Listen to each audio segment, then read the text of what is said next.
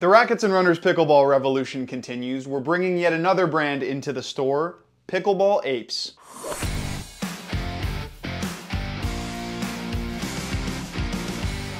Hey everybody, it's Luca from Rackets and Runners. Okay, honestly, I can barely even keep up anymore. I see all your comments, and honestly, we want to bring everything in, and we probably will eventually, but I hope you're all super excited about these because these are some pretty cool paddles. Pickleball Apes first came out with the Pro Line Energy, which is super extended, and we'll probably take a look at that one in the future. But today we're going to review the Pro Line Energy S, which is 16.4 inches long, so a lot more normal. Before we go on though, of course, remember that any of the paddles we talk about here you can check out on our website, racketsandrunners.ca, and please remember to like the video, subscribe to the channel, and let me know down in the comments section what you want me to cover next. So, the Pro Line Energy S. Before we talk about what this paddle is all about, let's cover some specs and the technology going on in here. Like I said, it's 16.4 inches long with a 5.5 inch handle. It weighs between 8 and 8.4 ounces with a swing weight between 118 and 120. The paddle is 16.5 millimeters thick, which is pretty unique. And instead of that standard elongated paddle shape, it has a more Hyperion, Nova, and Ghost shape to it. The paddle is made from a thermoformed unibody construction, which might have some people thinking, oh boy, not another one of those.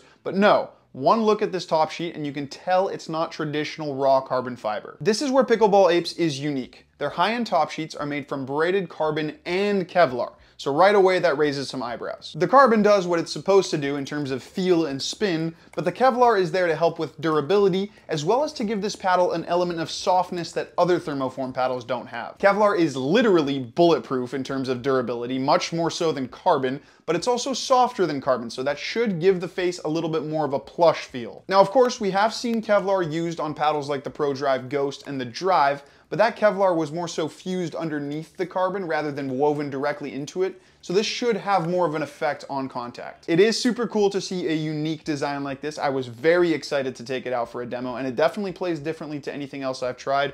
Let's get into it.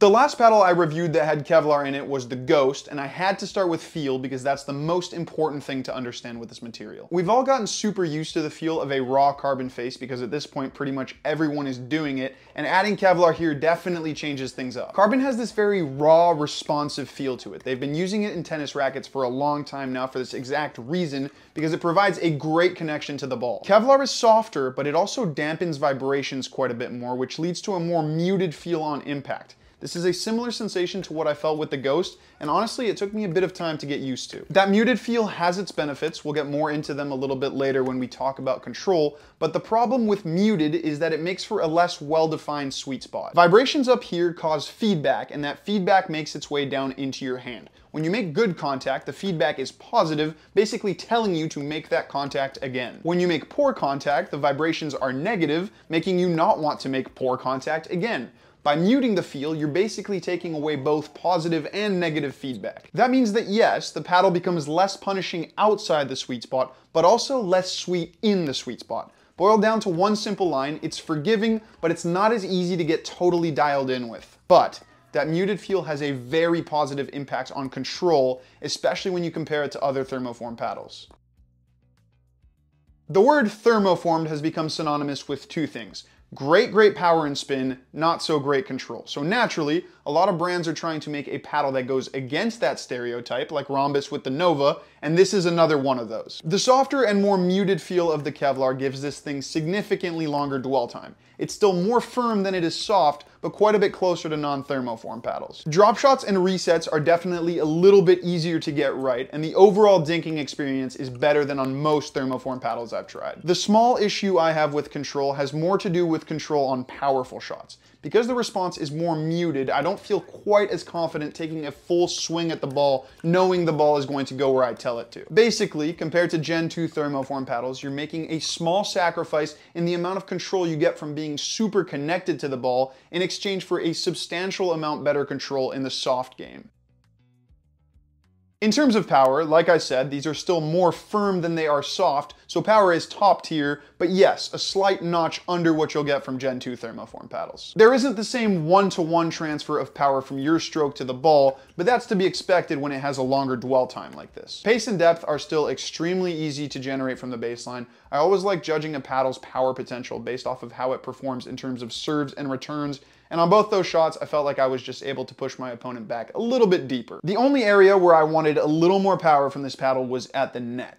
Chris from Pickleball Studio and John Q are calling this pop, and I like that word because we're talking about how quickly the ball shoots off the paddle face with minimal effort. The combination of a longer dwell time with a more muted feel made it so that the ball was just a little bit lost in the paddle face when I was going for directional put-away volleys, especially when you're comparing it to something from Vatic or 6-0, where that pop is just instantaneous. Where I did like it at the net was on more guidey style of volleys. Whenever I slowed down my stroke, especially when I was going for roll volleys, I really did appreciate that extra split second longer the ball spends in the paddle face. It's a similar story to what it was with control earlier. This paddle just performs that little bit better on pretty much every type of slower pace stroke when compared to Gen 2 thermoform paddles. All right, everybody's favorite, spin. There have been some conflicting opinions with spin on these, and I have to say, in my opinion, it's just a little bit lower than what you get from truly elite spin paddles. First of all, I just don't think the Kevlar is as grippy for spin as the best raw carbon top sheets out there. You feel the top sheet, it is gritty, don't get me wrong, but in practice, I just don't get the same amount of bite on the ball. It is a bit more slippery, again, nothing major, but I also think that more muted response adds to that feeling of less spin potential. In our top 5 paddles for spin video, I mentioned that I found the bread and butter filths to be a little bit more spin friendly than the Carbon 1X Powers, and that's because the Carbon 1X Powers have a slightly more muted feel with everything else being identical. It's a similar thing with these, just a little bit more extreme. I don't have that same raw spinny response where I can just throw my paddle at the ball knowing it's going to pop out with tons of spin. Still, don't go thinking this thing isn't spin friendly. It's still very spin friendly. In fact, I would probably put it in the top 10 paddles for spin right now. And you gotta keep in mind that one of the major selling points with this thing is gonna be its durability. Carbon's grit does wear. It can be a big problem for a lot of people because after just a few months of play, there can be a noticeable drop off in spin. Kevlar's just not going to wear as much. Now obviously I didn't play with this paddle for several months, but what I can tell you is after a few sessions, it does feel like the sweet spot, where I hope I make contact most of the time, is still just as gritty as the rest of the paddle, which isn't always true of these raw carbon face paddles. So if spin starts only marginally lower but then stays way more consistent over time, that's a huge win for Pickleball Apes. I'll try to make an update video in the future, maybe some sort of most durable paddles video.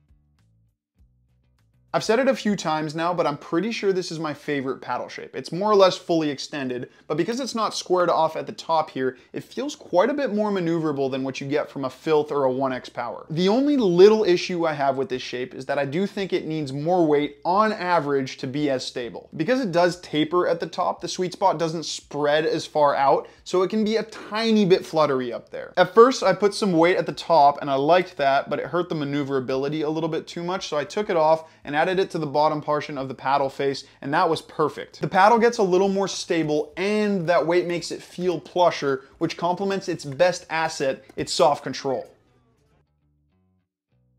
Okay, when I say best asset, power and spin are still more impressive than control on this paddle, but relative to the competition, so Gen 2 thermoform paddles, control is much more impressive considering how good it still is for power and spin. I have to say, I'm absolutely loving this trend of making thermoform paddles that aren't as bad as Gen 2's for soft control. Now, if you watched our review of the R1 Nova from a couple weeks back, you'll know I said some similar things regarding control, and I do think that the Proline Energy S is definitely made for a similar type of player. But a lot of people will prefer the more muted feel in the soft game here. The Proline Energy S is just a great all-around performer though. If you do want 90% of the power and spin of a thermoform paddle, but don't want to sacrifice nearly as much control to get there, then this is fantastic for you. And if the durability claims are actually accurate, then that's going to be even better. For now though, that is going to be the end of the video. Thank you so much for watching. Remember that if you do want to demo this paddle, you can come visit us in store, or you can check it out online at racketsandrunners.ca.